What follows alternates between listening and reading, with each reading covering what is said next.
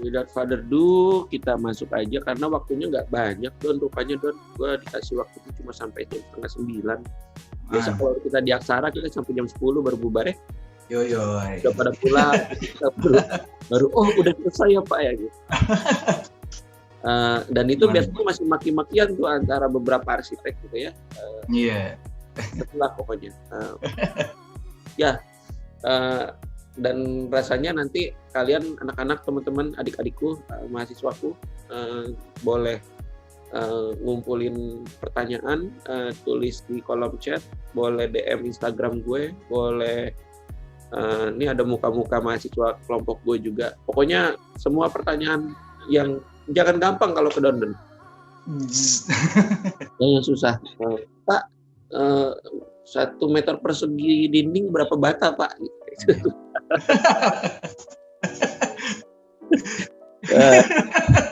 Iya, jangan gampang kalau ke Dondon, lu udah jarang-jarang. Nah, pembicara pertama Dondon, pembicara kedua Valian. Boleh Gamsweet nggak? Mau Gamsweet nggak? Di siapa duluan nih? Biasa. Valian mau pertama, kedua, Pak? Ini aja Pak, buat kan Pak Dondon ini ya tamu tuh. Jadi biar Pak Dondon duluan gitu. Ya. Dondon duluan. Biasanya band pembuka tuh yang begitu tuh semua. Gitu. Takutnya keburu bete gitu Pak kalau saya duluan gitu. Lagian mana aja Pak kalian. Dondon tuh bukan tamu. Dondon kan Himas harga mati. Iya kan Don? Lu nggak ikut TKH ya Don? Ikut TKH nggak Don? Bukan tamu lah, bukan tamu kok. Nah, Don tuh Om. Alma mater. Om. Gitu ya. Oke. Dua presenter kali ini. Gue pengennya sih sebenarnya Valian dulu. Dondon jadi penutup yang menyenangkan gitu. Tapi nggak apa-apa. Dondon duluan. Gue perkenalin dari Valian dulu ya. Valian itu anak semester 4 ya, Val ya? 4 ya? Iya, sekarang 4. 2 kali stupanya bareng gue.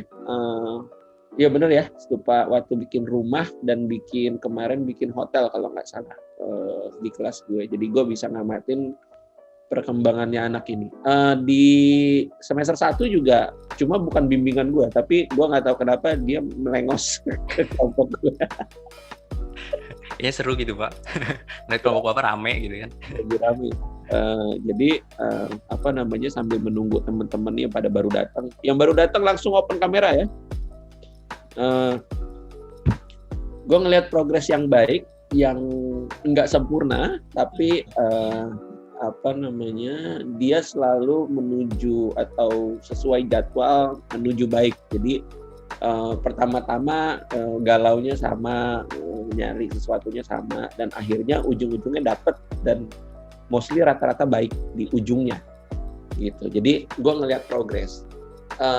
Nggak tiba-tiba gitu ya, maksudnya ini anak nggak ada angin, nggak ada hujan, tiba-tiba di minggu ke-10 gitu hasilnya baik. Nah itu gue curiga. Nah gue lebih suka kayak Valian, dia on progress tapi akhirnya dapat gitu. Nah itu menyenangkan sekali untuk melihat progres anak-anak mahasiswa seperti Valian. Dan ini related sama Dondon. Ini udah ada mulai banyak nih yang buka kamera nih. Ada Cika, ada siapa lagi, Meta udah. Nah, related dengan Dondon. Dondon itu pertama saya kenal Dondon tampilannya acak adut dulu. Gondrong. Sampai sekarang Om. Sampai sekarang gondrong. Mukanya pengen gue pukulin gitu ya sebagai gue pukulin. Anaknya so asik gitu ya. Tapi gue tahu Dondon dan beberapa teman-teman teman-teman seangkatannya tuh memang angkatan yang kualitasnya bagus gitu ya, kualitas emas lah ya. Saya bisa bilang mereka punya visi pengen jadi arsitek memang, dan Dondon membuktikan dari angkatannya sekitar berapa orang sih Don? 60-an ya Don? 60-an ya, 60-an orang. Dondon bisa menjadi salah satu yang terbaik, bukan terbaik dalam arti ini semua baik lah, tapi beneran jadi arsitek. Dan dan dia beberapa kali posting karyanya. Nanti kita bisa tanyakan, mungkin nggak semuanya benar, mungkin nggak semuanya baik, nggak semuanya sempurna, tapi paling nggak kita bisa dapat pelajaran gitu ya dari apa yang sudah Dondon lakukan dan Dondon pelajari. Dondon kemudian buka kantornya sendiri. Dondon kemudian bareng saya nanti kita akan berpameran gitu ya teman-teman. Saya minta datang di bulan Juli merasakan langsung pamerannya, tapi di Bandung.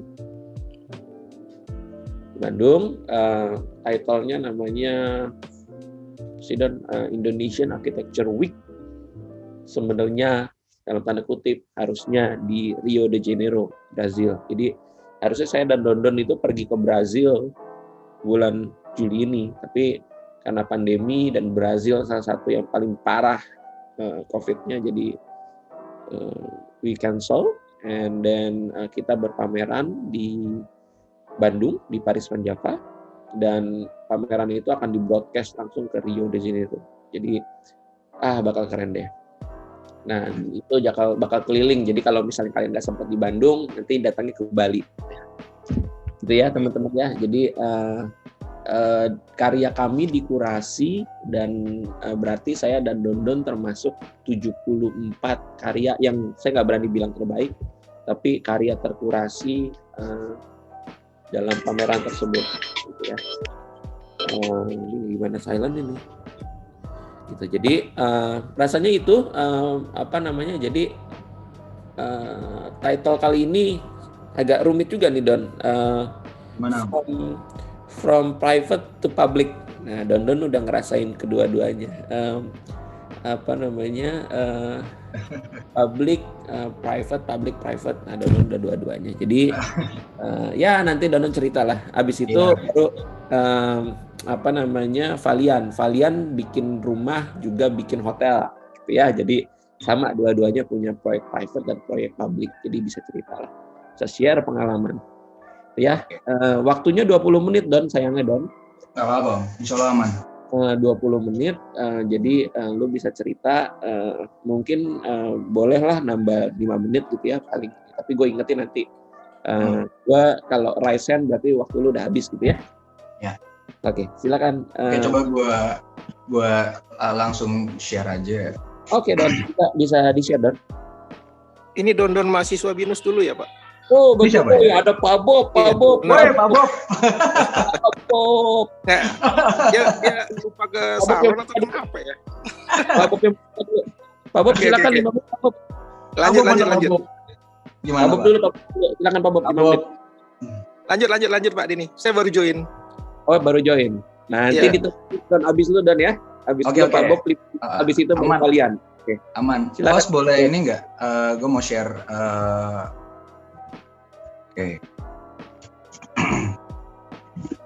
Oke, teman-teman semua, adik-adik kelas saya, Om Denny dan bapak-bapak dosen semua yang ada.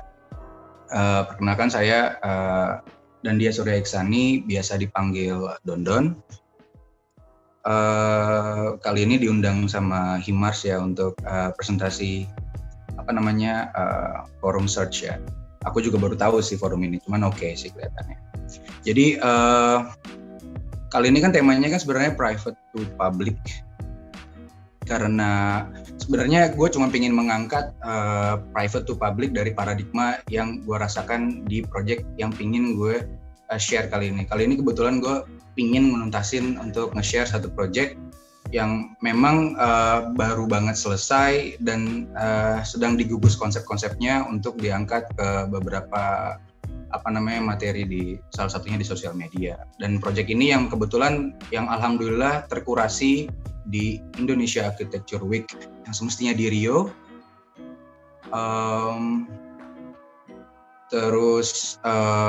Ya udah. Sebelum gue cerita isi tentang proyek ini, gue pengen mengangkat sebenarnya dalam merancang suatu karya arsitektur, biasanya tanpa kita sadari terbagi dua prinsip yang saling tolak-menolak atau biasanya tolak-menolak ya. Satu adalah ego, baik dari si perancang maupun dari si yang pemilik rumah. Yang kedua adalah ideal. Ideal bagi si perancang maupun si pemilik rumah. Kalau kita bisa ngelihat ideal itu sebenarnya diutus untuk menunjukkan ide-ide yang kekal, yang setiap ide tersebut mempunyai kesempurnaan jenis, itu kata Plato. Artinya kalau misalkan dicocokkan oleh masa-masa sekarang, biasanya digunakan untuk sebuah bentuk atau sikap yang dapat mempertahankan aspek-aspek valuasional kita. Terus kalau ego, kata Sigmund Freud, ego tuh diatur sama prinsip realitas. Jadi artinya sesuatu yang emang masuk ke dalam realita kita sehari-hari, kebiasaan kita salah satunya, kebiasaan yang punya rumah, macam-macam. Dan kita akan menemukan banyak-banyak perilaku, behavior yang unik-unik dari klien-klien kita. Dan itu yang memang semestinya dari dini nih teman-teman mahasiswa-mahasiswi semua ini untuk sudah mempelajari bagaimana cara melihat sisi-sisi dari keunikan perilaku dan behavior dari calon-calon klien kalian, gitu kan. Jadi dua hal ini yang benar-benar mendasari setiap metode perancangan saya yang biasanya memang dapat dilakukan di proyek-proyek seperti hunian atau rumah. Karena bagi saya rumah itu jauh lebih menarik. Bahkan rumah itu cocok sekali dengan konsep from private to public. Artinya gini, sesuatu yang bersifat privat seperti rumah, di dalamnya itu ada kebiasaan-kebiasaan yang memang jarang orang ketahui, karena setiap orang pasti mempunyai kebiasaan-kebiasaan tersendiri kan, dan itu yang harus diwadahi oleh arsitek melalui desain atau perancangan-perancangannya. Maka dari itu, once arsitek sudah dapat berhasil atau dalam tanda kutip mengoptimalkan kebutuhan-kebutuhan privat tersebut menjadi suatu wadah atau suatu desain arsitektural yang menurut si klien oke dan pas, maka secara tidak langsung karya itu sudah menjadi karya yang publik sebenarnya. Jadi saya coba membahas sisi privat dan publik bukan dari jenis bangunan, tapi dari paradigma yang memang saya ingin tuangkan. Contohnya misalkan seperti ini. Kalau misalkan kita ngomong dalam ego, arsitektur itu dapat disandingkan dengan sebuah kata yang disebut indah gitu. Biasanya kan arsitek selalu berpikiran bagus, indah, keren gitu kan. Apapun itulah bahasanya, yang jelas itu mengacu kepada ego, bukan hanya kepada arsitek, ke klien pun juga, apalagi klien-klien zaman sekarang yang value terhadap referensinya sangat banyak gitu. Oke, kalau ideal dalam arsitektur itu dapat disandingkan dengan sebuah kata yang disebut benar atau baik. Dulu zaman-zaman gue masih kuliah, ingat sekali perkataan dosen almarhum Pak Teo, kalau ada 3 hal dalam arsitektur yang perlu dipikirkan, baik atau benar, kuat, baru indah terakhir. Jadi ini kayak simulasi, ini kayak simulasinya gitu. Jadi ada 3 phase yang gue bagi. Phase pertama itu, ini dari sisi arsitek, phase yang pertama itu tingkat ego kita 20%. Kita harus menekan tingkat ego kita 20%. Kenapa? Karena biar kita dapat mengetahui kemauan-kemauan klien. Makanya tingkat ego klien di 80%. Nah, tingkat kedua, di phase kedua kita lebih angkat sedikit, around sekitar 35%, di tingkat egonya klien di 65%. Artinya di sini ego sebagai arsitek, ideal sebagai klien. Di phase ketiga semua bisa akan terjalin 50-50. Nah, hal-hal ini sebenarnya maklum terjadi dalam dunia arsitektur, terutama di praktisi-praktisi yang sering mendesain rumah, karena rumah sifatnya sangat privat sekali, gitu kan. Nah, menariknya dari sisi privatnya si perencanaan rumah ini adalah sebenarnya kita dapat mengetahui behavior tersebut yang tadi sudah gue sebutkan. Oke. Jadi yang gue mau angkat proyek ini namanya DAK House. DAK House di BSD. DAK adalah sebenarnya kayak inisial dari yang punya rumah. Konsepnya di ownership. Jadi tentang rasa kepemilikan, semua terkadang harus ditunda agar untuk dapat menciptakan ruang-ruang yang dapat membawa kita berkhayal dari satu tempat ke tempat yang lainnya. Kuncinya sebenarnya terletak di perasaan itu sendiri. Jadi ini bukan masalah keren, bukan masalah baik, bukan masalah benar. Ini beyond dari itu gitu. Ini masalah perasaan sebenarnya. Nah, kalau kita benar-benar merancang dengan perasaan, otomatis hasil yang kita dapetin beyond dari kata puas, melebihi kata puas. Oke. Terus gue mau cerita tentang denahnya. Jadi rumah ini terletak di atas lahan sebesar 240 meter persegi dan rumahnya sendiri kurang lebih luasnya 250 meter sendiri. Oke, jadi kita bisa dapat melihat di sini ada 2 main entrance di depan dan ada 3 sub main entrance. Oke, gue kalau boleh cerita sedikit tentang perilaku penghuni rumah di sini. Mereka itu newlywed, baru punya 1 anak. Terus si suami mempunyai kebiasaan adalah kerja di rumah, terkadang ngumpul sama teman-teman. Istrinya lebih ke arah ingin punya, dari dulu katanya pingin punya ruang makan langsung menghadap ke taman. Cuman gimana nih caranya, karena di lahan yang terbatas dalam tanda kutip, terus dengan budget yang terbatas juga, ini gimana caranya supaya keinginannya terpenuhi. Oke, siasatnya adalah gua angkat semua kamar itu ada di atas. Yang di bawah ada kamar tamu, cuman sehari-hari dipakai oleh jadi musola. Nah, penting sekali dalam merancang adalah dapat untuk menelaah data-data tersebut. Kayak berapa banyak, berapa lama, dalam sebulan itu menerima tamu berapa banyak, seperti itu. Nah, jadi itu data-data tersebut. Kan biasa nih kalau mahasiswa kan suka dapat data dari TOR ya, dari term of reference, terus data itu dikembangkan menjadi suatu gagasan atau konsep, baru menjadi perancangan dan desain. Nah, terkadang kita lupa, terkadang kita langsung berhayal bagaimana desain itu terjadi seperti apa. Nah, enggak. Nah, jadi data-data itu ditumpahkan dalam sebuah perancangan. Nah, otomatis kebutuhan-kebutuhan yang ada di lantai dasar atau lantai 1 ini adalah sebenarnya lebih ke arah publik. Totally publik. Karena tuan rumah owner memang gemar menerima tamu teman-teman ya untuk main. Biasanya teman-temannya bawa anak-anaknya juga yang sepantaran gitu. Jadi gue create taman di sisi kiri lahan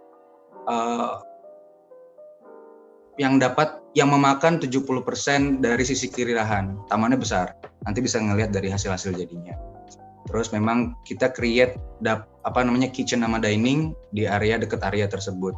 Nah, tangga yang di sebelah dekat kitchen itu langsung mengarah ke ruang kerjanya suaminya. Nah, biasanya suaminya kalau partner kerja datang langsung ke ruang meeting atau ruang kerjanya. That's why kenapa gue desain ada entrance di sebelah kiri. Langsung menuju ke ruang privat kerjanya supaya tamu tidak mengganggu atau tidak mengganggu lalu lalangnya kegiatan yang ada di sisi kanan bangunan. Oke, kita masuk ke lantai 2. Nah, lantai 2 memang sifatnya privat. Di dalamnya hanya terdapat kamar-kamar dan kamar gitu. Adapun living room yang ada di lantai 2, kenyataannya sekarang memang tidak terpakai dengan optimal. Artinya tidak digunakan sebagai tempat nonton, tempat apa. Memang dalam perencanaannya itu bakal dijadikan kayak tempat nonton, main game-nya suaminya dan gimana-gimana. Tapi kenyataannya tidak. Jadi ruang ini masih kosong saja. Nah, perlu dapat dilihat kalau memang misalkan penempatan bukaan, gue bikin banyak di sini agar konsep cross ventilation-nya dapat berfungsi dengan baik. Di dalam perancangan rumah ini gue bikin ada satu inner courtyard di tengah-tengah dekat tangga utama, terus yang jelas taman besar di bawah tadi, dan taman di situ sebenarnya sebagai pusat karena ini kan jalan depannya adalah kan lorong gitu kayak wind tunnel, dan taman di sini kayak pusat penarikan tempat tekanan rendahnya si angin. Nah, dari situ, dari angin yang muter di area taman itu di-spread ke masing-masing ruang dengan bukaan-bukaan. Oke, kalau kita bisa lihat ini konsepnya. Untuk mempersingkat waktu, konsep-konsep ini sebenarnya bisa dapat dibaca juga, nanti datanya bisa gue share. Nah, ini adalah dari tampak depan atau fasadnya. Nah, ini bisa kita lihat kalau desain yang jadi di sini sebenarnya bukan hasil kreasi dari arsitek sendiri. Hal ini yang gue angkat di Indonesian Architecture Week di Rio itu. Artinya apa sih yang ngebuat konsep rumah ini terlihat asing, bahwasanya perancangan yang dilakukan di dalam proyek DAK House ini tidak 100% hasil dari arsitek atau perancang. Jadi masing-masing tim yang ada di dalam sini memberikan insight-insight, masukan-masukan yang gagasan-gagasan tersebut benar-benar bukan hanya didengerin doang, tapi benar-benar dipraktekkan, diaplikasikan di dalam proyek rumah ini. Nah, ini dari sisi sampingnya. Dapat dilihat kan, side entrance-nya itu memang langsung menuju ke ruang di atasnya, yaitu adalah kantor. Tapi bukan kantor yang kayak gimana ya, kantor cuma buat ruang kerja sebenarnya. Tapi dia dapat menampung beberapa mitra kerja yang owner untuk meeting di situ biasanya. Nah, ini beberapa bagian detail dari di fasad atau gate-nya gitu. Sengaja memang yang punya rumah pingin kayak punya hutan di rumahnya. Cuman kita pikirin gimana maintain-nya. Oke. Terus ini ada beberapa detail juga dari fasad. Artinya angle-angle ini kita pikirkan baik-baik. Gimana sih perasaannya kalau kita berjalan dari sisi ini menuju sisi satunya gitu. Nah, angle apa yang akan kita dapatkan? Kenapa gue sendiri bikin sudut lancip di atas supaya ada penekanan tertentu dari sisi angle itu. Nah, yang kamar ini kamar utama. Nah, ini kayak courtyard sama meeting point-nya sebenarnya. Jadi gue coba bawa lu jalan-jalan dari pagi sore sampai ke malam. Nanti ada beberapa footage malamnya juga. Nah, ini keadaan pas sore. Nah, dapat dilihat memang taman di sini langsung berhadapan dengan kitchen sama dining. Artinya kemauan utamanya owner benar-benar kita lakukan. Terus ini yang side entrance untuk menuju ke si office. Nah, ini juga beberapa detail dari hal-hal tersebut. Gue lebih pengen nunjukin kayak gimana gue berkomunikasi dengan desain gue. Artinya ingin menunjukkan komunikasi ke desain gue melalui karya-karya ini. Nah, terus ini dari sisi terasnya. Ini beberapa detail juga karena memang terasnya itu sering sekali dipakai buat nongkrong kayak yang ngemper gitu. That's why gue pengen ada sesuatu yang memang bagi si klien tidak biasa gitu. Bagi si klien tidak biasa, makanya di situ gue coba terapkan beberapa elemen lighting design, terus gue mainin beberapa parts di dalam ceilingnya dan macam-macamnya supaya ada kesan emosional yang dimainkan di situ. Nah, ini living room dari area dining. Nah, terus kalau dapat dilihat sebenarnya ada taman di tengah-tengah dari sisi kiri itu. Nah, taman di tengah-tengah itu yang inner court seperti ini. Nah, inner court ini sebenarnya lebih mengarah tujuannya adalah selain pemuas mata, inner court ini tujuannya lebih ke arah kayak wind tunnelnya. Nah, kita dapat lihat sebenarnya di inner court ini tekanannya rendah, sedangkan di luar sananya tekanan tinggi.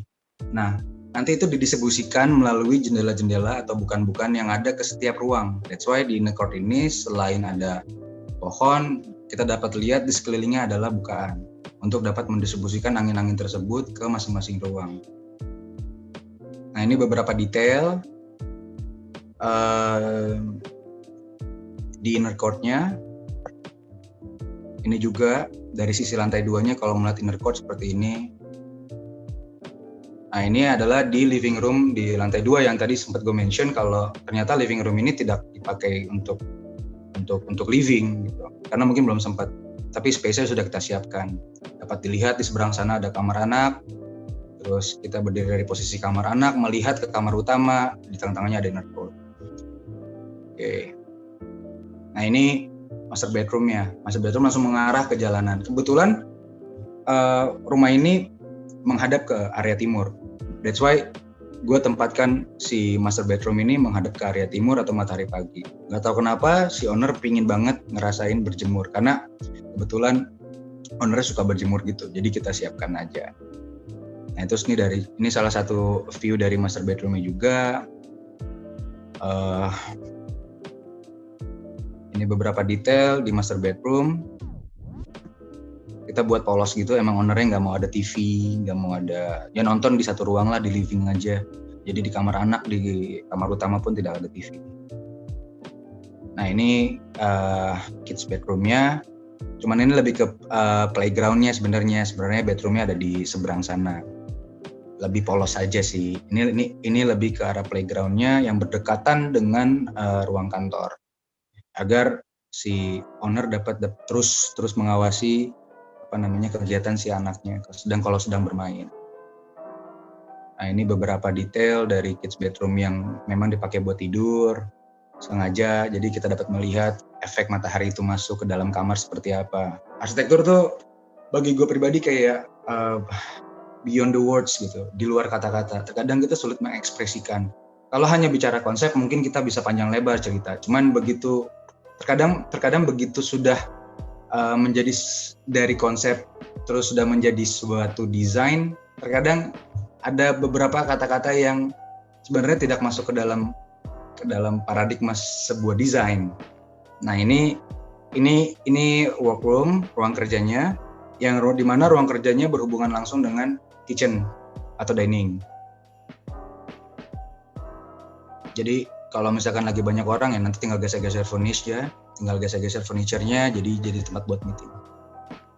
Memang sengaja pingin dibuat lebih banyak lighting di sini, cuman memang tidak mau lighting yang terang-terang. Terus memang makanya penggunaan warna catnya juga di satu sisi gelap.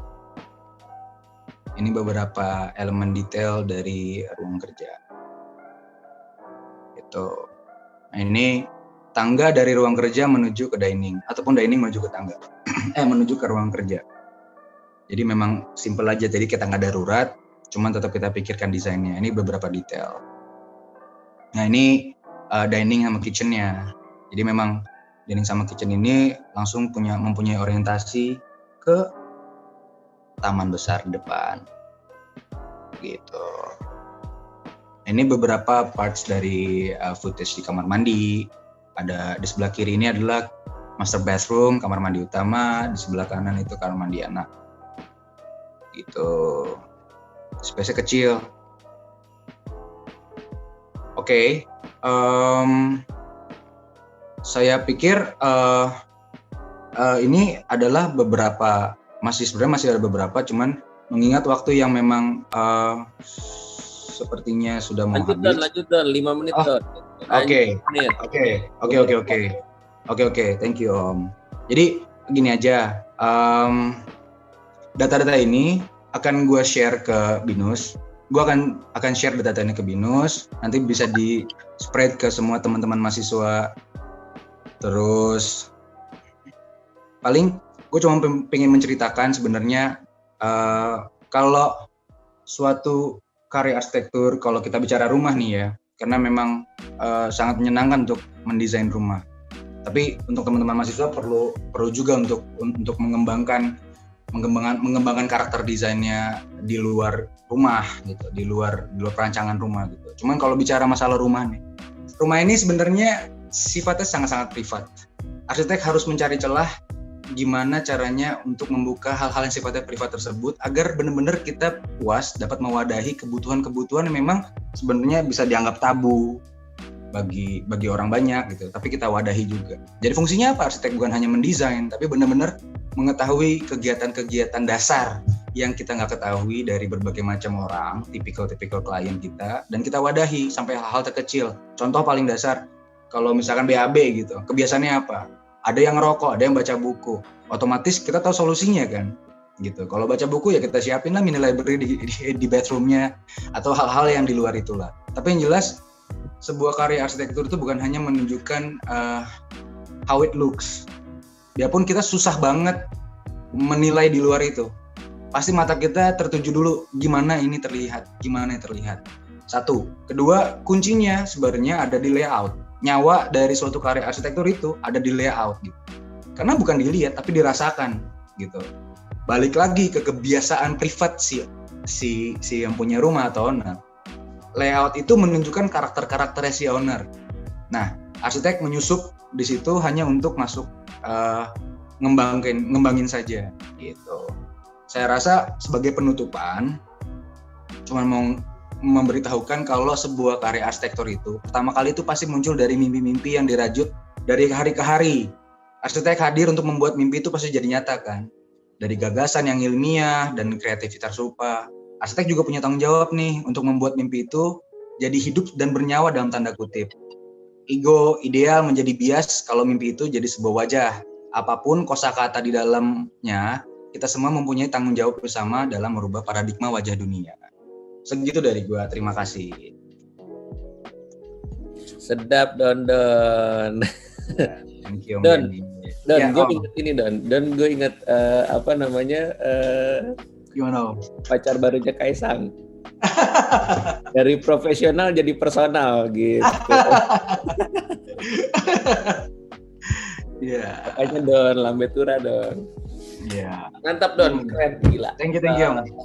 Ya, you deserve it, artinya dalam artian ya pantas lah masuk satu dari berapa tuh 74 itu yang kita bareng-bareng nanti ke Rio de Janeiro. Pasti. Tapi ini akan ada beberapa pertanyaan, tapi dengan hormat saya minta Dekan Fakultas Teknik Pak Insinyur Dr. Bobi Saragih untuk bisa 5 menit mungkin Pak Bob lihat setelah Don tadi. Silakan Pak Bob. Oke, terima kasih Pak Denny ya. Terima kasih untuk Don ya yang sudah mempresentasikan karyanya. Keren banget deh. Itu yang pertama ya. Salut nih buat Don nih. Ya, jadi ini juga pelajaran tuh adik-adik ya. Ini dulu Kak Don ini, wah, ini jagoan musik nih ya. Ini sukanya main musik dia. Ini ada temannya satu lagi nih, Adi ya. Adi Pradana ya, nggak salah saya. Pratama. Nah, itu. Tapi Adi juga jadi arsitek ya? Arsitek. Adi Pratama ya. Nah, ini 11-12 juga nih ya, sama-sama suka musik. Ya, jadi dari dulu memang udah jadi seniman. Nah, jadi saya selaku yang dulu pernah bersama-sama Don ya menapaki proses perkuliahannya, kalau melihat karyanya waduh gila keren banget deh gitu ya. Jadi ya dari apa yang sudah dihasilkan tadi oleh Don, kalau kita kembali ke topik ya dari private ke public ya. Dari profesional ke personal deh. Kak ini memang ada aja istilahnya ya. Oke ya. Ya sangat menarik lah dinya tadi. Lantai 1 public ya, public area, lantai 2-nya private area gitu ya. Bagaimana membaginya supaya ya dua-duanya bisa berjalan bersamaan ya. Publiknya jalan, private-nya juga jalan tapi tidak saling mengganggu ya. Saya pikir ini tadi solusi yang baik dengan cara memecah entrance tadi ya. Ada entrance-nya, saya lihat ada 2 parkiran mobil sebelah kiri sama sebelah kanan. Saya pikir itu salah satu cara. Ya hal-hal yang seperti itu memang kita harus dekatkan secara desain. Saya juga sekarang sedang membimbing beberapa mahasiswa tugas akhir. Saya bilang sama teman-teman itu, kalian boleh melakukan apa saja gitu ya, tapi solusinya harus kembali lagi solusi arsitektur. Ya, solusi arsitektur itu adalah menata ruang. Ya, karena kalau kita bicara arsitektur, ujung-ujungnya kembali lagi ya ruang. Ya, jadi arsitektur itu adalah seni menata ruang, gitu ya. Jadi bagaimana tadi Kak Don tadi bisa melihat bagaimana dia menata di mana ruang publik, di mana ruang private, di mana ketemunya antara publik dan private tadi. Nah, itu salah satu cara, itu seninya di situ. Nah, itu yang membedakan kita dengan maaf nih ya, untuk teman-teman yang tukang gitu ya, atau mungkin teman-teman yang dari sipil yang mencoba untuk masuk ke ranah arsitektur gitu. Itu dari denahnya saja sudah kelihatan gitu ya. Satu kali saya punya tetangga gitu ya, dengan bangga dia, wah ini rumah saya ini baru direnovasi, wah saya bilang, oh ya keren ya, bagus ya gitu ya. Oke lah, secara tampak mungkin orang bisa niru ya, bisa meniru. Banyak sekali buku-buku, banyak sekali majalah-majalah, bisa di copy paste itu tampak itu, bisa gampang sekali lah. Kita panggil tukang juga, saya maunya begini, jadi kok tampaknya gitu ya. Tapi yang nggak bisa ditiru itu adalah bagaimana kita seni menata ruang yang ada di dalamnya. Nah itu susah, itu kita harus belajar. Itu ada teorinya, ada seninya gitu ya. Dia kapan dia diletakkan kamar mandi di situ, kapan diletakkan tangga, kapan diletakkan garasi. Nah itu ada seninya gitu. Nah itu yang nggak bisa didapati oleh ya teman-teman kalau kita nggak belajar arsitektur gitu ya. Nah, jadi tukang bisa bikin, bukan nggak bisa bikin. Mau seperti apa? Pondok Indah, boleh. Ya, dia bisa bikin kok. Ya, panggil aja mandor satu, panggil foto rumah Pondok Indah tuh, Pak, bikin seperti ini. Bisa jadi gitu nanti. Ya, tapi ruang yang di dalamnya seperti apa gitu?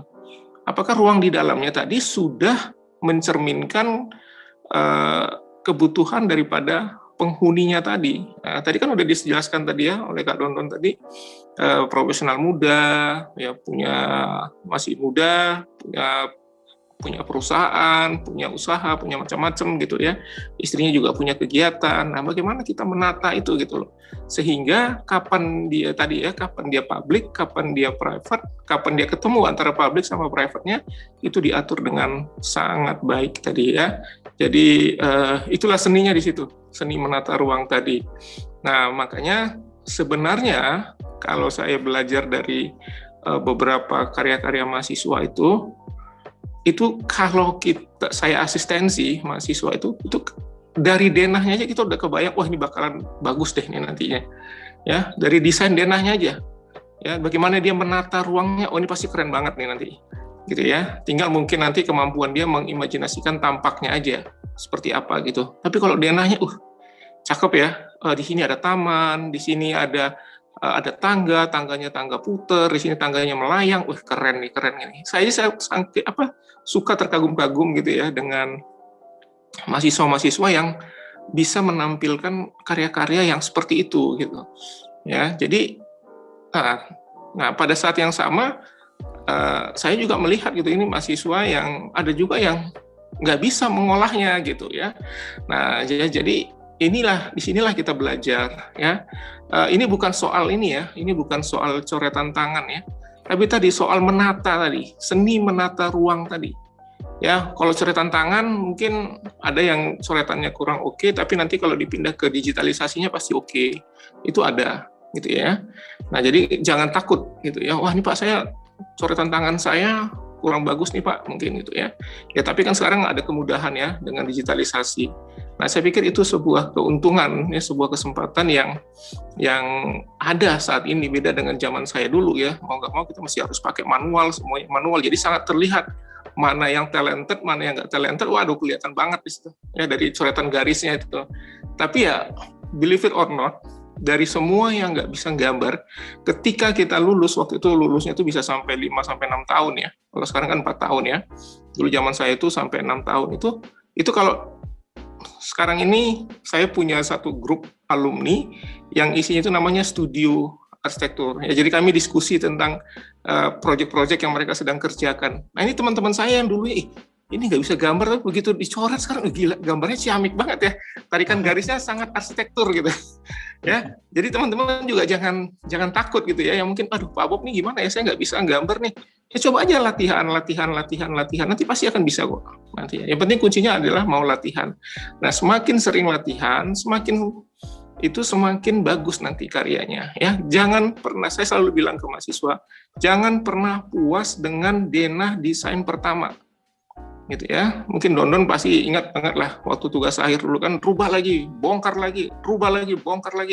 Kadang-kadang sampai 3 kali sampai 4 kali. Saya sekarang sedang mendampingi satu yayasan gereja gitu yang sedang membangun sebuah rumah sakit. Nah ini dia katanya konsultan gitu ya di Kalimantan sana gitu. Cuman saya nggak puas gitu loh. Saya nggak puasnya, saya bilang gini sama ketuanya, ini maaf nih ya, ini sama mahasiswa saya yang tugas akhir ini masih lebih jauh mahasiswa tugas akhir saya bilang gitu. Ya cuman karena ini keputusan politik bahwa dia yang menang sebagai konsultan, ya sudah tugas saya. Nah saya nggak mau. Gitu aja saya bilang, wah kalau begitu ini kesempatan bagi saya suruh tukar sampai malam ini dia membuat alternatif yang keempat. Ya udah saya anggap aja seperti mahasiswa gitu, karena masih banyak hal-hal yang itu tadi ya mungkin belum sesuai ya dengan kaidah-kaidah yang biasa kita pelajari gitu ya di kampus ya, kaidah pencahayaan alami, penghawaan alami, bagaimana flow, bagaimana mengatur in out gitu ya, bagaimana tadi itu ya pembagian zona-zona tadi. Waduh, ini saya bongkar habis itu sampai yang keempat malam ini dia baru kirim desainnya. Saya bilang oke, nanti malam saya lihat dulu seperti apa hasilnya ya. Jadi jangan pernah puas. Ya saya pikir itu mungkin Donon juga pasti ya, Dena yang sekarang ini juga mungkin ini bukan yang pertama barangkali ya. Mungkin ini udah asistensi yang ketiga, keempat, kelima barangkali. Ya, karena saya dulu pernah punya klien salah satu pejabat juga gitu. Saya tuh sampai bikin 5 akhirnya nggak jadi juga gitu. Ya. Saya sampai frustasi dulu itu saya bawa siapa ya? Anda mahasiswa BINUS. Lupa saya. Dia sampai saya bawa untuk kan 3D-nya kan dia minta cepat ya. Ya jujur aja saya nggak terlalu terampil untuk memakai 3D itu dalam cepat gitu, cara narik-nariknya gitu. Akhirnya saya bawa mahasiswa tuh, lupa saya namanya, itu sampai 5 kali gitu loh. Akhirnya ya nggak jadi juga, ya itulah. Ya mungkin gaya saya, desain saya mungkin nggak sesuai, dan begitu jadi saya lihat, oh iyalah ini memang bukan saya ini gitu, saya nggak kayak gini desainnya, dia sukanya begitu, udahlah mungkin bukan jodoh kali proyeknya ya. Nah jadi saya pikir seperti itu ya. Jadi seni menata ruang itu menjadi penting ya, dan ya tadi apa yang dihasilkan oleh Kak Dondon tadi sudah membuktikan ya, dari proses yang panjang ya, bahkan mungkin melelahkan ya, kalau ketemu klien itu pasti melelahkan sekali, dan pada akhirnya ketika sudah divisualisasikan, saya nggak tahu udah terbangun ya Kak Donon ya? Udah terbangun Pak? Sudah ya, tadi kan udah ada foto-fotonya tadi, waduh cakep banget ya, tempat tidurnya yang berundak-undak, nah, itu saya banget tuh. Ya ini kamar saya juga sekarang berundak-undak nih sama istri saya nih ya, jadi kami nggak pakai tempat tidur, cuma ada kasur, tapi lantainya diangkat. Rahasia. Oh, rahasia kata istri saya, kok dibongkar ya katanya. Ya, itu caranya ya. Terima kasih Don. Sukses buat Anda. Terima kasih Kak Deni. Ya. Itu Don, sambutan kata pengantar, sebenarnya harus kata pengantar dari Pak Bob, tapi jadi kata penengah gitu ya. Kita juga kehadiran Bu Indra di sini, ada beberapa sementara saya lihat dosen baru Bu Indra ya, ini mahasiswanya Bu Dondon Bu. Juga ada beberapa teman-teman mahasiswa dari kampus lain ngeliatin Dondon.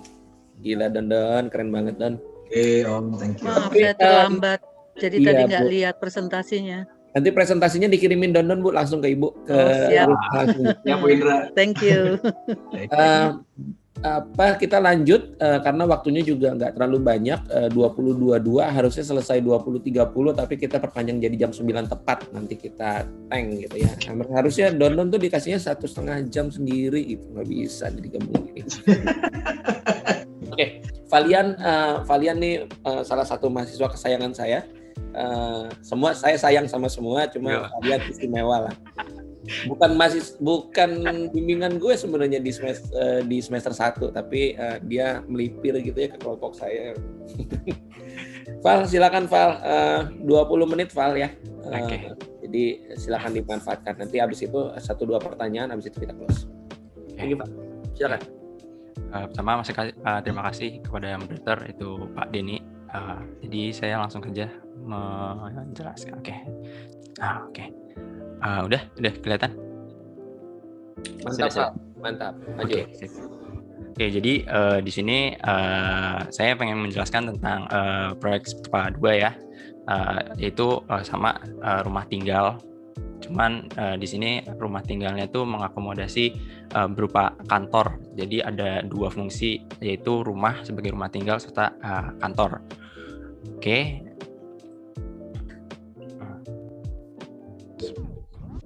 Nah, jadi untuk tema namanya itu saya beri namanya V-House.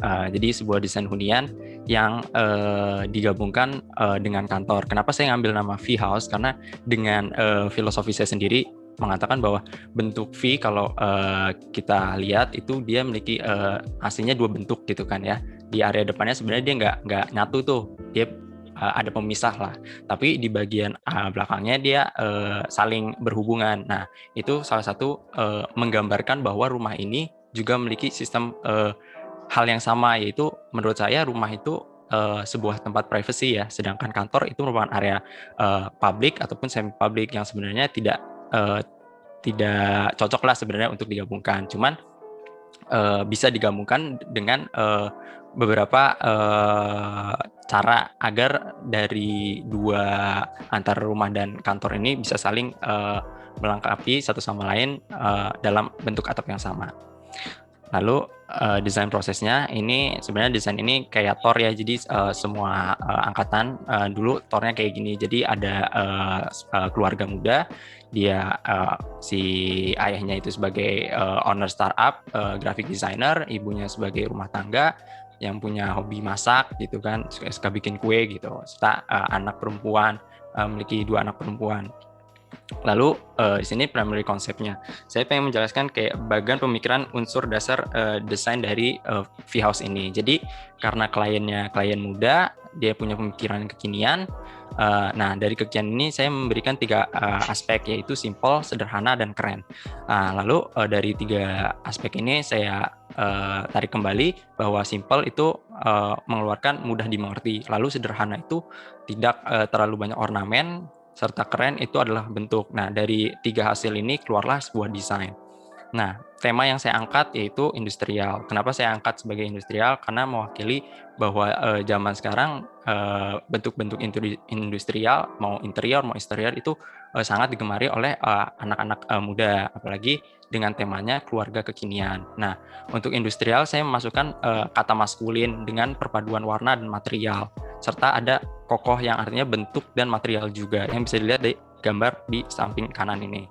Lalu saya tambahkan dengan alam, yaitu natural, yang menghasilkan bentuk nyaman dan menyejukkan, serta tenang dengan hasilnya yaitu damai dan aman. Nah, bentuk gambarannya berupa material-material alam seperti kayu, batu alam, dan vegetasi.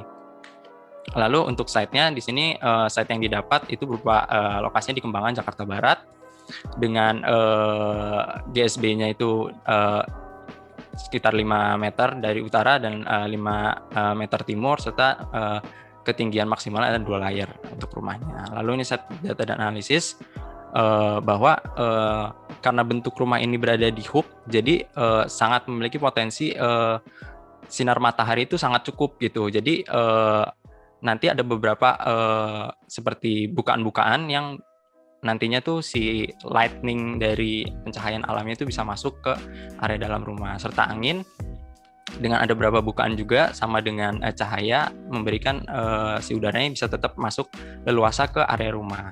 Dengan view lingkungan, yaitu berupa view yang ada di komplek ini, ternyata ada view-view tambahan nih yang ternyata tidak hanya di site, melainkan di area luar site itu bisa dimanfaatkan sebagai bentuk view tambahan, yaitu berupa area taman, ada area sungai yang jadi satu bentuk view tambahan di rumah ini. Lalu untuk rainfall-nya di sini karena curah hujan di Jakarta memiliki variasi ya.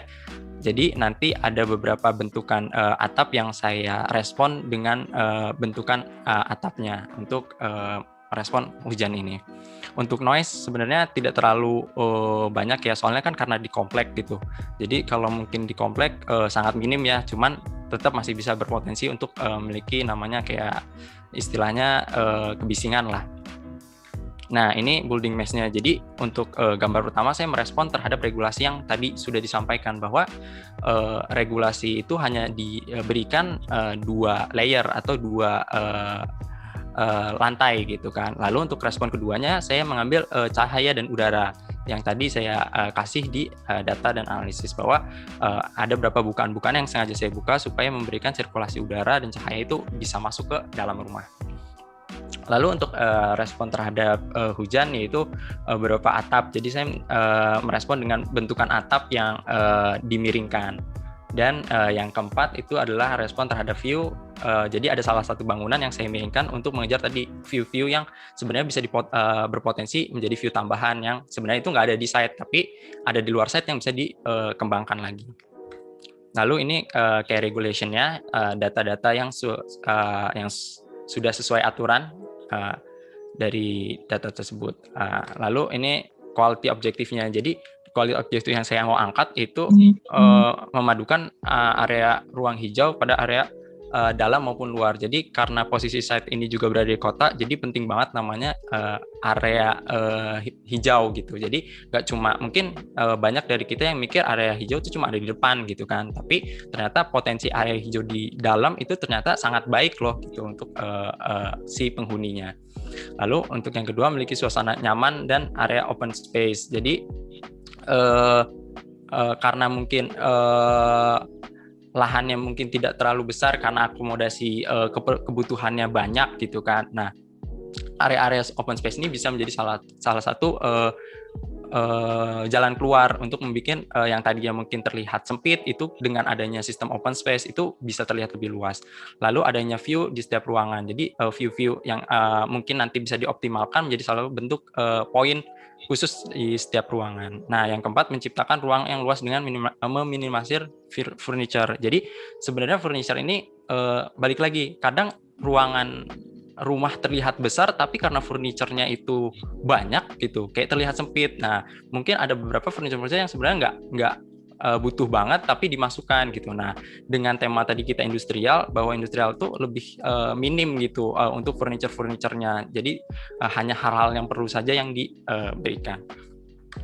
Lalu ini spesialisnya terbagi menjadi dua, yaitu area office dan area rumah. Lalu ini bubble diagramnya. Ini space relationship-nya, ini sebenarnya udah mulai marah ke ini ya, ke arah denahnya nantinya. Jadi kayak sistem pintu masuknya itu ketika masuk apa sih yang kira-kira bakalan pertama kali kita ketemu gitu. Misalnya area kantor nih kita langsung bisa ketemu lobby, terus area sisi kiri dan sisi kanannya, kirinya merupakan area meeting serta area kanan area kerja. Lalu sama dengan area rumah gitu. Jadi kayak kita masuk ke dalam rumah, apa sih yang kita pertama kali lihat? Oh, ternyata ada dapur. Setelah dapur apa? Ada ruangan, ruang makan, lalu ada ruang keluarga, dan seterusnya hingga lantai 2. Nah, di sini kita udah masuk nih mulai denahnya. Jadi saya meletakkan si area kantor itu sengaja berada di depan karena untuk mengejar tadi. Jadi saya pikir rumah itu punya tempat private tersendiri lah, yang saya bilang bahwa rumah itu sebenarnya tidak cocok kalau digabungkan dengan kantor, apalagi kantornya kantor berupa yang memiliki karyawan ya, beda dengan mungkin tadi yang sebelumnya kantornya cuma satu gitu kan, sedangkan kalau ini ada karyawannya gitu kan, berarti kan si private untuk area dalam rumah harus tetap bisa terjaga gitu. Nah, makanya salah satunya saya menaruh area kantor itu ada di depan, sedangkan area rumah itu berada di area dalam. Nah, lalu area tamannya juga salah satu jadi pembatas atau pemisah antara area kantor maupun area rumah. Nah, ini flow-nya. Jadi bagian sini itu pintu masuk untuk area kantor, lalu di bagian belakang ini merupakan area untuk menuju rumah. Nah, ini untuk denah lantai 2-nya. Di sini denah lantai 2-nya sih lebih ke arah private ya. Mungkin service lebih ke service untuk rumah seperti tempat area mesin cuci serta area jemur. Tapi lebih mengarah pada area kamar gitu untuk lantai 2-nya gitu. Seperti kamar anak, lalu kamar utama gitu. Dan tadi juga dengan adanya saya pikir bahwa alam tuh harus ada gitu. Nah, jadi di lantai 2 tetap saya memberikan area taman yang sebenarnya nggak bisa diakses untuk jalan ya. Jadi cuma untuk memberikan view tambahan dari kamar gitu.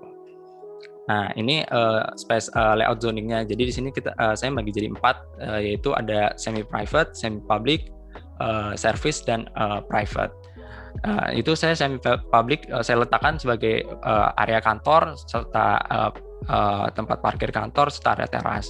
Lalu untuk semi private-nya saya letakkan tuh untuk kebutuhan area rumah, serta lantai 2-nya pun lebih condong ke arah private. Val, dipercepat dikit ya, Val. Oh, langsung cepat aja, Pak. Iya. Oke, ini sirkulasinya ya, sirkulasi udaranya, respon ke kalimatnya segala macam. Saya tetap mengedepankan bukan jendela dan udara bisa tetap masuk. Lalu ini konteks urban asset respon to urban kalimatnya. Jadi ada dua pintu akses masuk lah di area itu, area rumah dari area depan maupun belakang. Serta view yang tadi saya bilang itu di sini tuh ada area taman, jadi bisa view tambahan. Ini gambar kerjanya. Strukturalnya itu yang saya bilang menggunakan 2 atap, yaitu atap perisai dan atap miring, dengan ini skematik dari strukturnya. Nah, ini perspektifnya nih.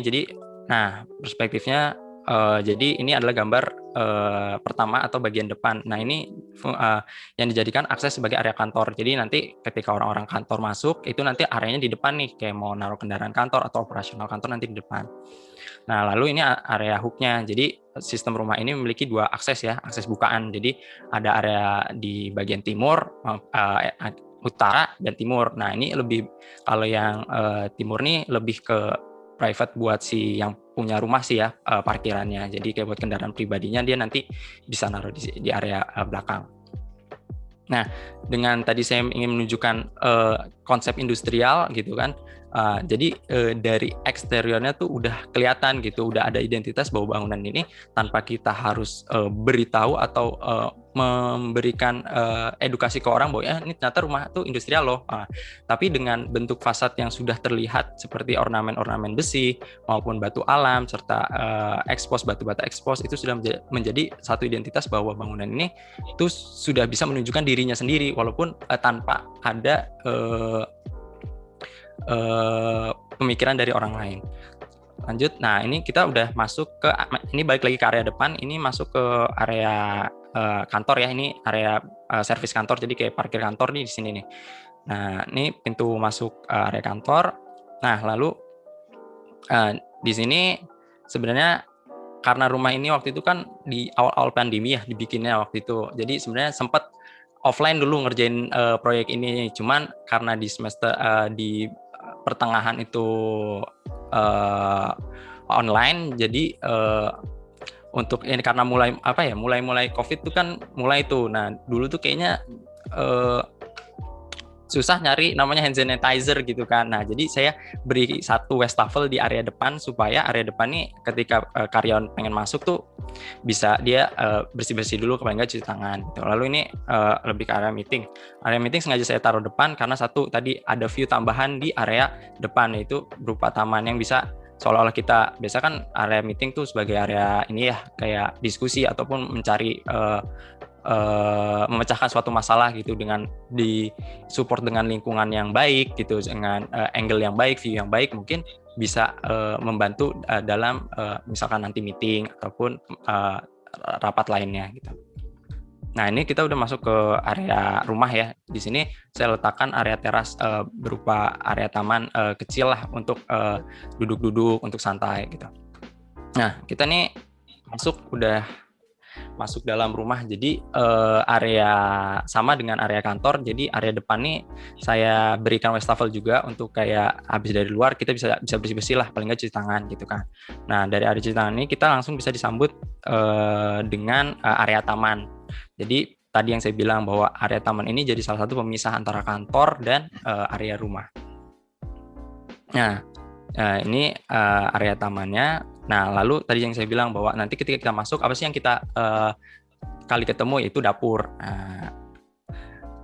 Nah, ini kurang lebih open space-nya dari area rumah karena akomodasinya tidak terlalu luas. Jadi untuk area dapur, area makan, dan area keluarga tuh digabung istilahnya. Nah, di sini kita masuk ke area yang punya. Kenapa sih saya taruh area yang ownernya lah? Ownernya tuh berdekatan dengan area dapur gitu kan? Karena satu kebutuhan si istri ini ternyata dia suka buat namanya berkreasi kue gitu atau makanan lainnya. Nah, berarti kan ketika si istri ini buat makanan pengen menyajikannya istilah ke suaminya gitu. Nah dia tuh bisa lewat sini nih, jadi nggak ada harus muter ke depan, harus lewat akses depan. Nah jadi fungsi dari ini tuh sebagai akses itu juga gitu. Lalu ini mulai kita masuk ke area ruang kerja ya. Tetap saya memberikan area ventilasi atau bukan berupa jendela di area kantor.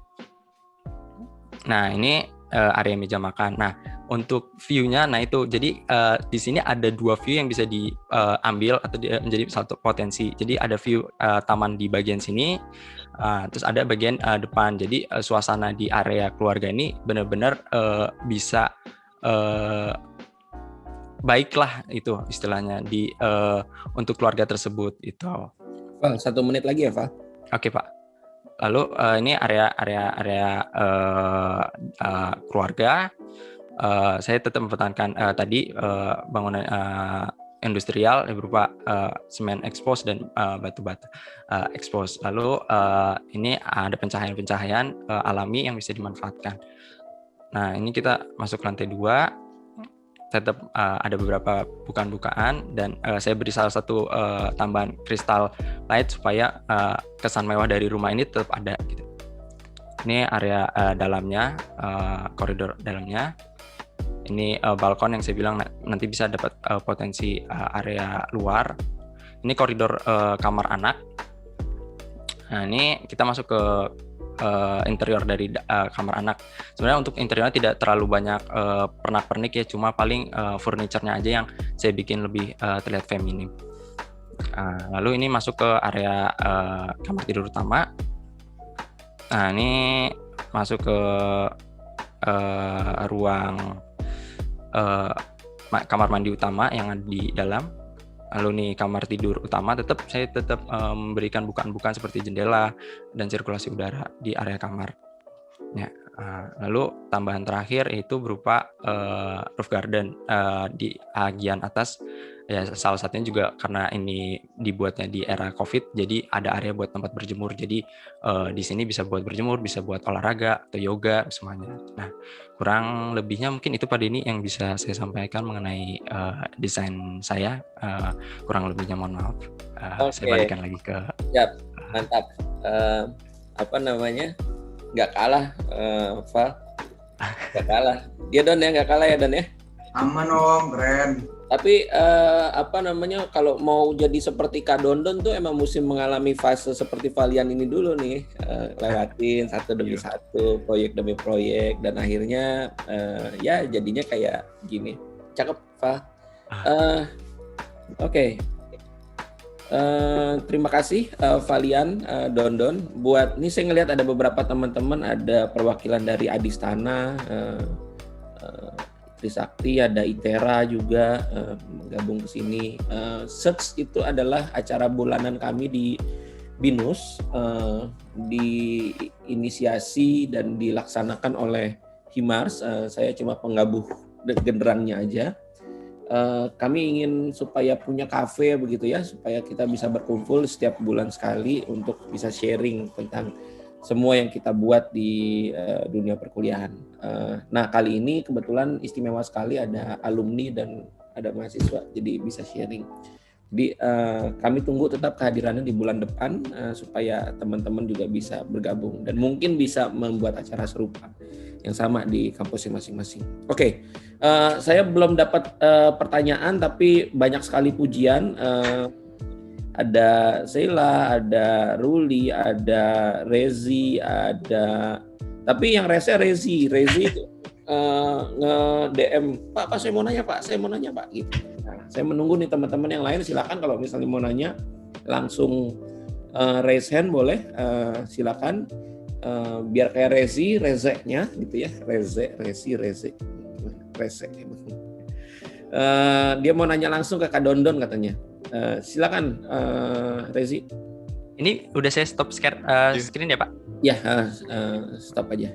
Oke, makasih. Ya halo, ini panggilnya Kak atau Pak ya? Om. Oh iya, Kak Donan, jadi iya salam kenal.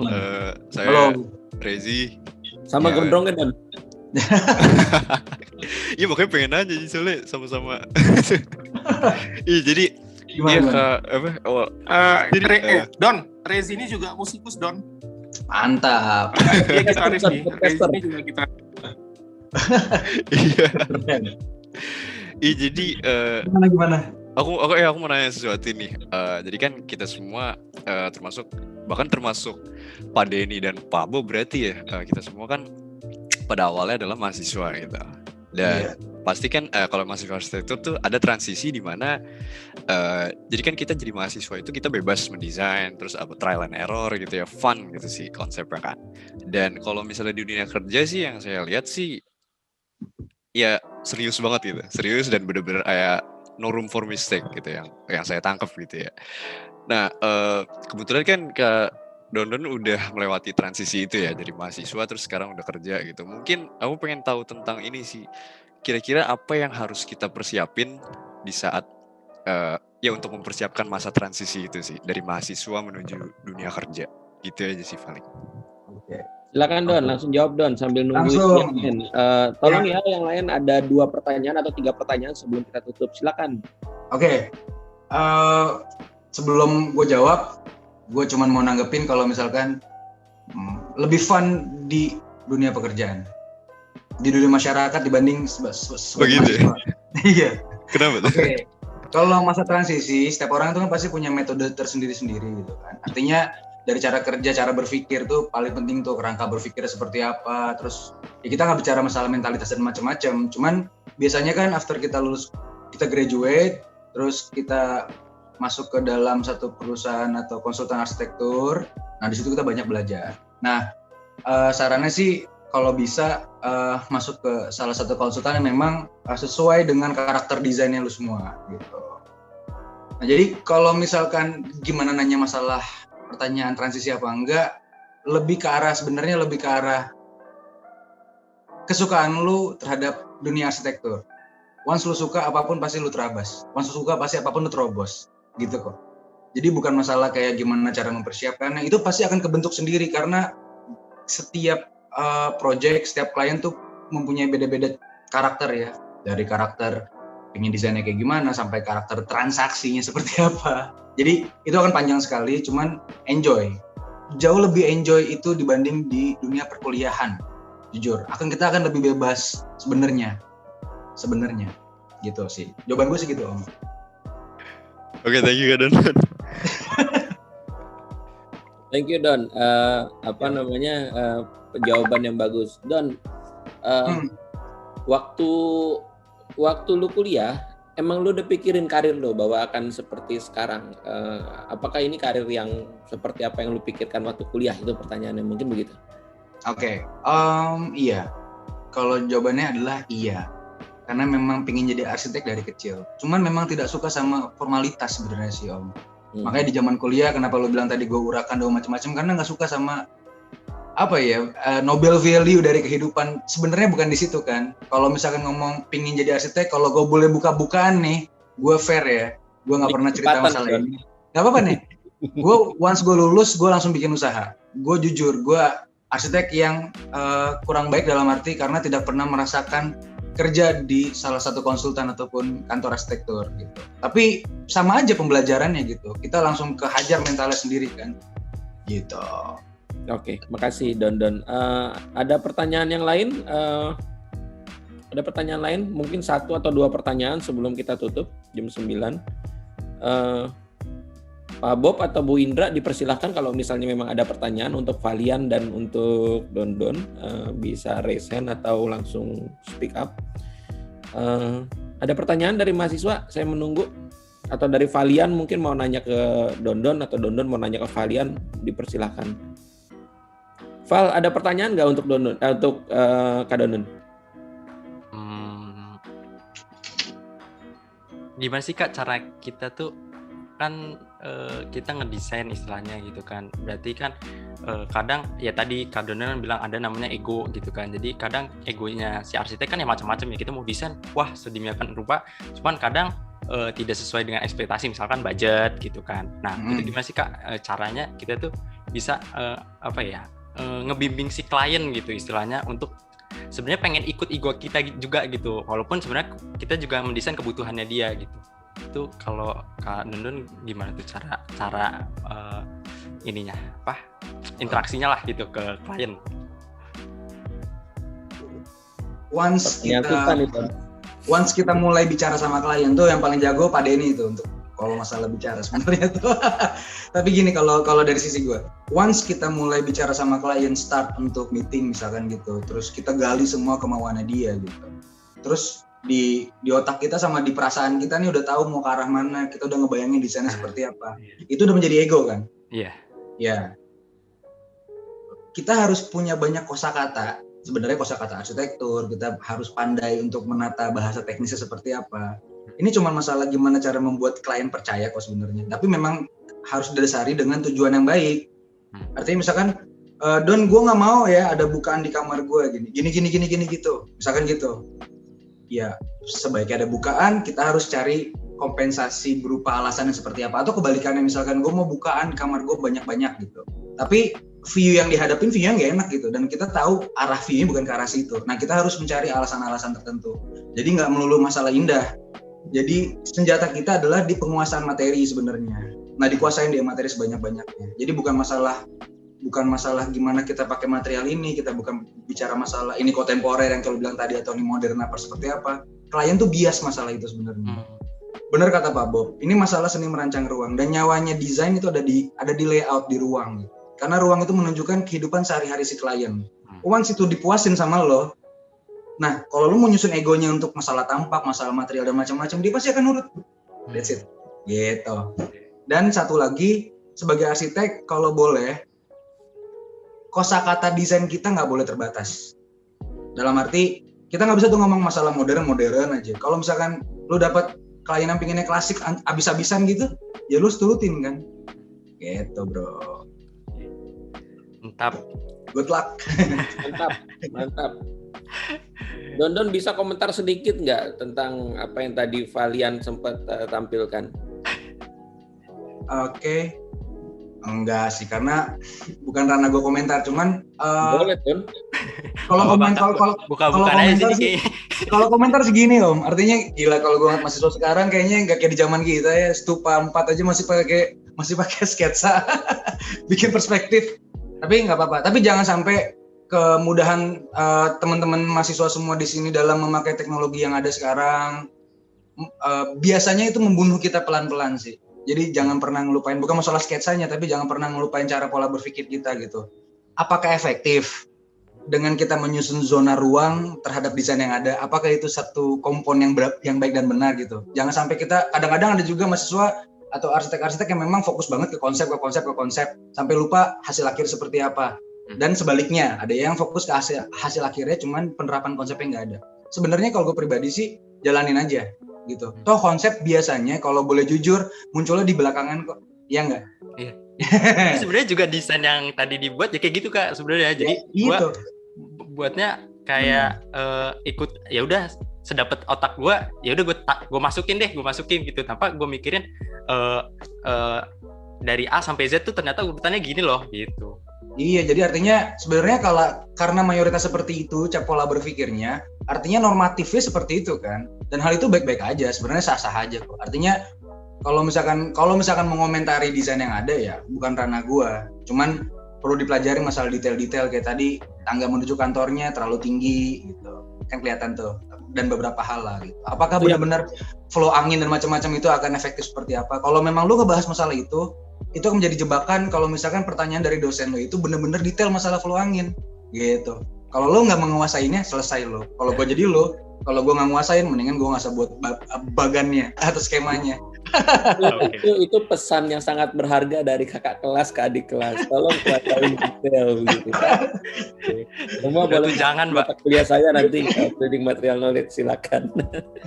Don, ini ada pertanyaan nih Don dari mahasiswi gue Don, Ayara namanya Don. Kak Don, saya Ayara, Binusian 2024. Lo tahu ya kenapa 2024? Anak Binus tahu lah itu. Yeah. Izin bertanya Kak. Yeah. Kak Dondon dari tadi bilang habis lulus langsung bikin usaha. Nah gimana cara dapat trust dari klien? Nah ini penting nih Don. Dondon anjir sih. Jagoan Pak Denny kalau masalah itu. Apakah beda? Sorry Don, gue lanjutin Oke. dikit. Apakah beda sama mereka yang punya pengalaman kerja di konsultan? Nah Don, tadi lu sempat ngomong Oke, tentang. coba gue jawab dengan tempo yang sesingkat-singkatnya. Tapi oke gini, kalau ditanya beda, pasti beda. Karena yang satu ada bimbingan, yang satu tidak ada bimbingan. Masalahnya kebetulan keluarga gue itu banyak yang mayoritas di bidang yang kurang lebih sama lah. Bokap sipil, ada yang di arsitek, macam-macam semua. Artinya gue dapat bimbingan dari situ. Dan kalau boleh buka-bukaan nih, sebenarnya kenapa relasi itu penting? Karena fungsinya buat itu. Jadi proyek-proyek pertama gue itu kebanyakan dari relasi-relasi terdekat gue. Nah kalau bicara masalah trust itu sebenarnya kebentuk once kita mulai melakukan suatu pekerjaan dan sampai pekerjaan itu selesai. Jadi gue nggak bisa ngasih arahan kayak gimana cara mendapatkan trust ke orang. Enggak, orang once dia manggil lu pasti itu dan namanya udah trust sebenarnya. Cuma belum start aja trustnya gitu. Kapan si trustnya itu dimulai start? Di saat kita sudah memulai pekerjaan sampai pekerjaan selesai. Tapi bukan berarti selama perjalanan ini gue nggak pernah ngecewain orang, pasti pernah. Tapi kan di luar ranah itu ya. Nah kalau kerja di kantor orang atau di konsultan besar, otomatis kita ada yang bimbing, pastinya kan Om ya. Kita ada yang bimbing, terus kita dapat banyak relasi di situ, pengetahuan kita juga jadi sangat-sangat banyak di situ. Tapi kurang lebih sebenarnya begitu dilalui sama-sama aja kok. Seorang yang pernah bekerja di konsultan tertentu, once dia keluar, dia pasti akan merasakan mental yang sama juga gitu. Deg-degannya sama, semuanya sama gitu kok. Gitu. Tapi itu masalah choice, masalah pilihan. Betul Don. Ini terakhir nih. Saya tadi bilang 1, tapi saya tambahin 1 lagi nih. Malam Kak Don, saya Uung Arsitektur Binusian 2004. Saya mau tanya nih Kak Don pernah ketemu klien yang kemauannya beda banget sama style Kak Don nggak? Kalau pernah, itu dari Kak Don-Donnya akhirnya tetap ngikutin klien atau ada trik nggak supaya keluar dari ketidakcocokan tersebut? Cerai apa lanjut nih Don? Oke, berarti ada dua skema yang harus dibahas ya. Satu adalah masalah pernah ketemu apa enggak klien yang seleranya, ngomong selera ya, tidak sesuai dengan kemauan gue. Sering.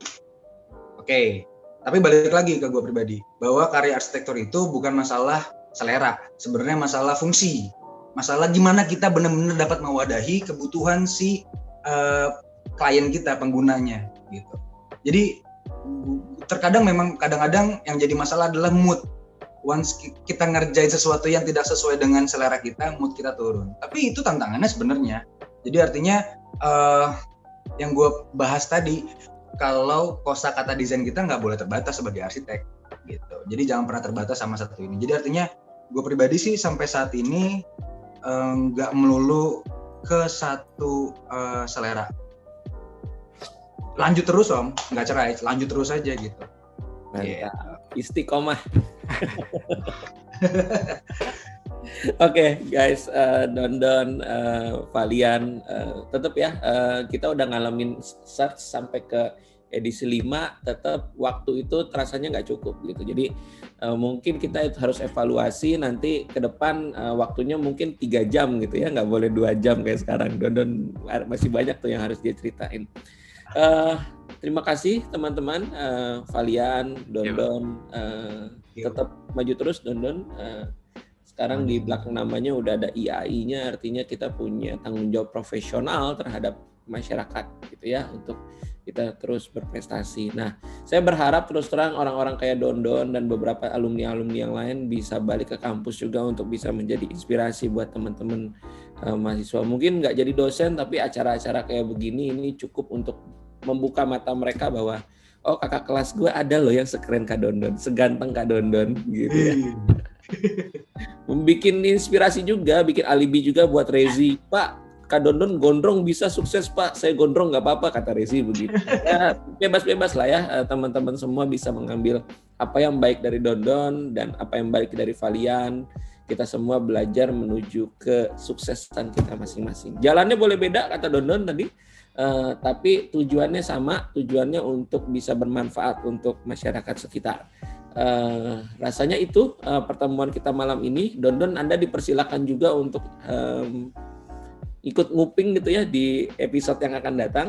Kita jadi penonton dan nonton adik-adik kelas kalian bisa presentasi. Juga nanti gue akan ngundang Fajar, gue akan ngundang Adi mungkin untuk bisa sharing. Jadi kita rame-rame pakai forum ini.